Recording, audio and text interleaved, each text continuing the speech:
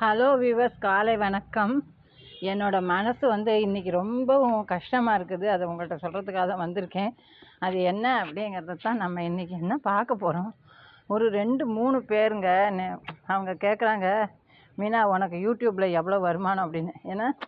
ஏன்னா எனக்கு வருமானமெல்லாம் ஒன்றுமே வேண்டாம். நான் ஆரம்பித்தது யூடியூப் சேனல் என்ன அப்படின்னாக்கா எதுக்காக அப்படின்னா, எல்லாரோட நட்பு, ஒரு ஒரு அன்பு எனக்கு கிடைக்கணும். அதுக்காக தான். இப்படிலாம் கேட்கும்போது ரொம்ப மனசு கஷ்டமாக இருக்குது. எவ்வளோ வருமானம் அப்படிலாம் கேட்குறாங்க. என்னங்க வருமானம் என்னங்க, உங்களோட பேசுகிறது தான் எனக்கு சந்தோஷமே. அதுக்காக தான் நான் யூடியூப் சேனலே ஆரம்பித்தேன். அது என்ன அப்படின்னு, என் பொண்ணு கூட எப்போவும் சத்தம் போடுவாள்.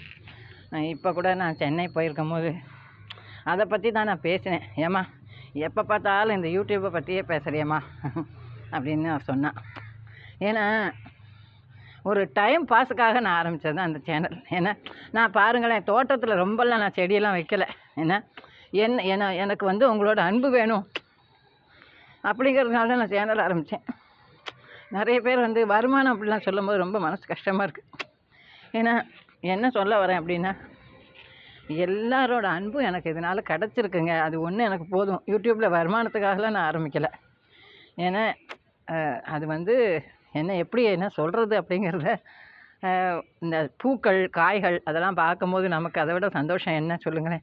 அதை நீங்களும் பார்த்து சந்தோஷப்படுறீங்க தானே. அதுக்காக தான் நான் யூடியூப் சேனல் ஆரம்பித்தது.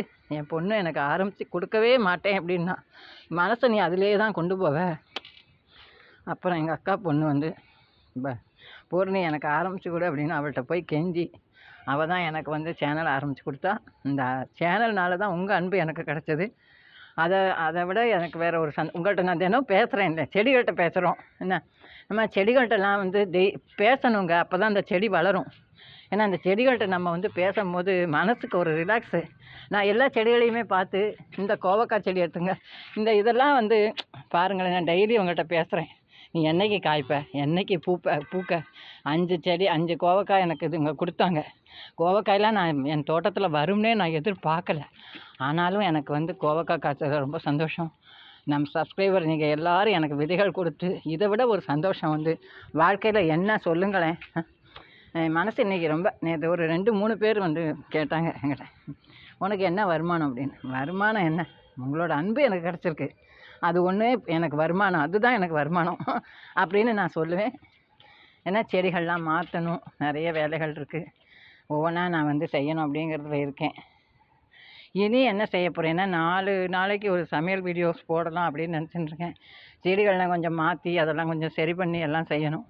ஒரு 15 நாளாக நான் செடிகளை கவனிக்காமல் போனது அப்படின்னு இன்றைக்கி நான் அதை பற்றி பேசத்தான் வந்திருக்கேன். என் மனசு இன்றைக்கி ரொம்ப கஷ்டமாக இருந்தது.